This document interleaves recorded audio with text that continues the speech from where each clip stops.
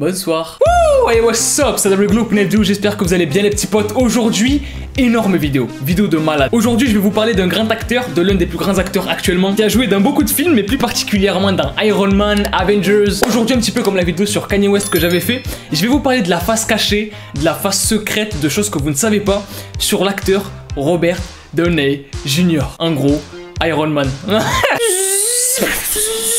Et vous allez voir que son rôle de Iron Man et Burger King ont sauvé sa vie.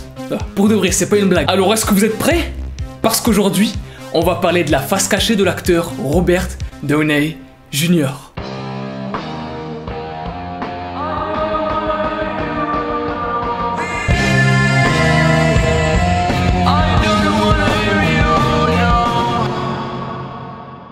When we return to the story of Robert Downey Jr., drugs land the troubled actor in prison, and he reaches out to a psychiatrist for help.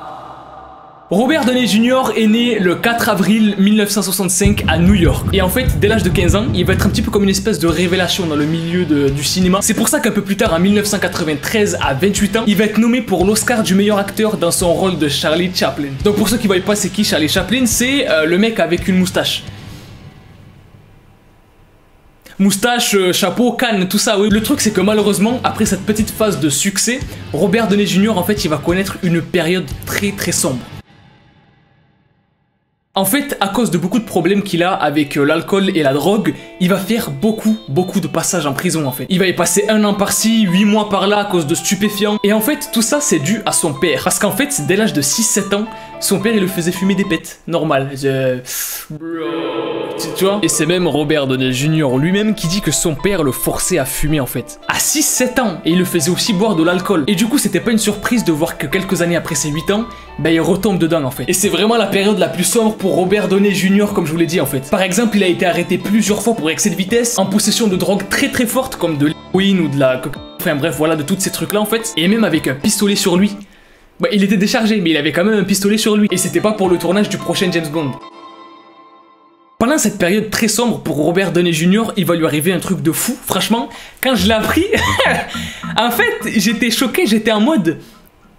Qu'est-ce que c'est que ça? Oh, un peu comme avec ce qui se passe maintenant avec moi. En fait, en mai 1996, il a été retrouvé, endormi, dans un lit à côté d'un enfant. Et c'était pas son enfant. Donc en gros il était en train de dormir à côté d'un enfant inconnu qu'il connaît pas. Suite à ça il a été condamné à 3 ans en liberté conditionnelle. Et en fait il devait faire des espèces de tests de dépistage chaque jour je crois, ou même chaque semaine, pour voir s'il était pas drogué, s'il avait rien pris entre temps. Et le truc c'est qu'en fait il était pas allé à l'un de ces tests justement, et il a été condamné pour ça. Et il a passé 6 mois en prison pour ne pas être allé à l'un de ces tests.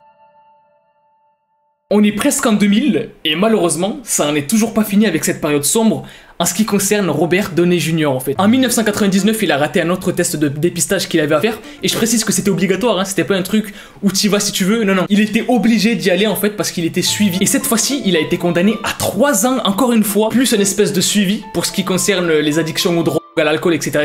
C'est vraiment chaud.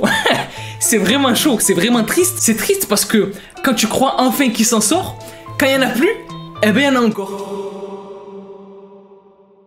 En 2001, il était en libération conditionnelle par rapport à son problème de dépistage qu'il avait raté juste avant dont je vous ai parlé. Et pendant cette libération conditionnelle, en fait, il a été embauché par une boîte. Et cette boîte, en fait, elle s'occupait de la production d'une espèce de téléfilm à l'époque qui s'appelle Ali McBeal. Et peut-être qu'il y en a qui connaîtront sûrement. Voilà, c'est l'histoire d'une meuf avocate, je sais pas quoi, bref. Et malheureusement, Robert Downey Jr. va se faire virer. Il se fait dégager des tournages, en fait. Parce qu'encore une fois, il a été arrêté parce qu'il avait pris de la drogue. Et il semblerait qu'en fait, le truc qui a sauvé Robert Downey Jr., et c'est pas une blague, hein.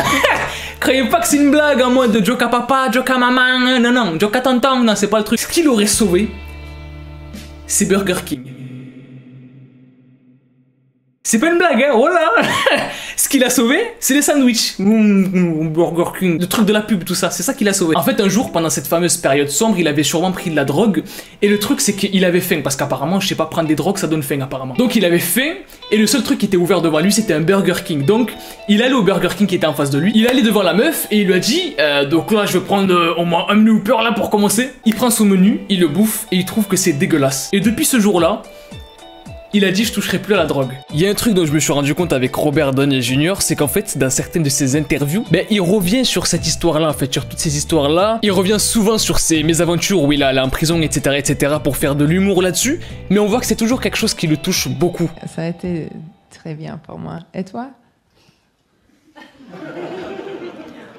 First of all, I feel like an asshole. Why? Just because I D'abord, don't. je me sens un peu comme hold un on a second. crétin. I don't. You know, I would have spoken French, but I was raised by wolves. She went to all these nice schools, and they spent all this goddamn money, and now she's all fancy and comes out, and you just love her. I am an animal. I'm an ugly American. All right. They don't teach French in jail. À cause des plusieurs fois où il a été arrêté par la police et à cause de tous ses problèmes de drogue et d'alcool, il a été interdit d'aller au Japon. Il n'a pas le droit d'aller au Japon. C'est-à-dire qu'en fait, pour l'avant-première d'Iron Man 1, il était allé au Japon, tout ça, ça s'était bien passé. Je dis bien passé entre grosses guillemets parce que une fois qu'il est arrivé au Japon, en fait, ils l'ont arrêté. La douane, ils l'ont arrêté ici, ils lui ont dit tu t'arrêtes là.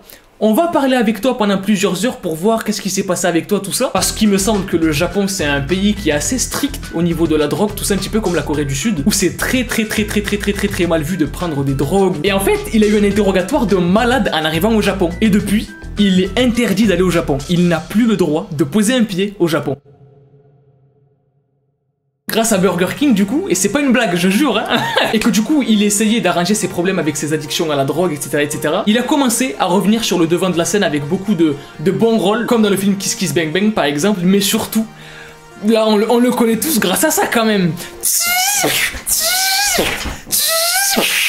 Iron Man. Et bien sûr, Iron Man a fait de lui l'acteur qu'il est maintenant, tu vois. Quand tu vois Robert Downey Jr., c'est Iron Man. C'est comme Harry Potter, tu vois Daniel Radcliffe, c'est Harry Potter. Tu le vois sur un autre film, c'est Harry Potter, tu t'en fous. Et ça, c'est ce qui lui a sauvé la vie en fait. Parce que sans ça, il aurait sûrement malheureusement continué ses allées en prison, aller-retour sans cesse, jusqu'à ce que peut-être même il lui arrive quelque chose de grave en fait. D'ailleurs, pour la petite anecdote, et le truc vraiment où tu te dis, il y a un destin, il y a un truc qui existe, tu vois. C'est que, il y a très longtemps, quand il était au lycée, il devait avoir à peu près 16 ans, il a été viré de coups parce qu'il a déchiqueté un comics d'un de ses camarades, en fait. Et en plus de ça, il a traité de sale geek. Et devinez, c'était quoi le comics? Iron Man. La boucle est bouclée. Franchement, on dirait que c'était fait exprès depuis le début. Mais je voulais vous parler de l'histoire de cet acteur parce que franchement, c'est une histoire de fou en fait. Que tu vois tout ce qu'il a passé, ses allées en prison, aller-retour sans cesse à cause de ses problèmes d'addiction aux drogues, à l'alcool et tout ça. Et qu'au final, il a mangé un sandwich, il a pas aimé le sandwich, et apparemment, ça sera à cause de ça qui fait que toute sa vie aurait été sauvée en fait. Donc les gens, dites-moi dans les commentaires si vous étiez au courant de tout ça, concernant l'histoire de Robert Downey Jr. ou pas. Si vous saviez, dites-moi le dans les commentaires. Si vous le saviez pas, dites-moi le aussi dans les commentaires. Maximum de likes, je compte sur vous. Pour me péter la barre des likes, vous me l'explosez, je compte sur vous. Moi je vous dis à la prochaine. Peace out. Et kiffez la vie.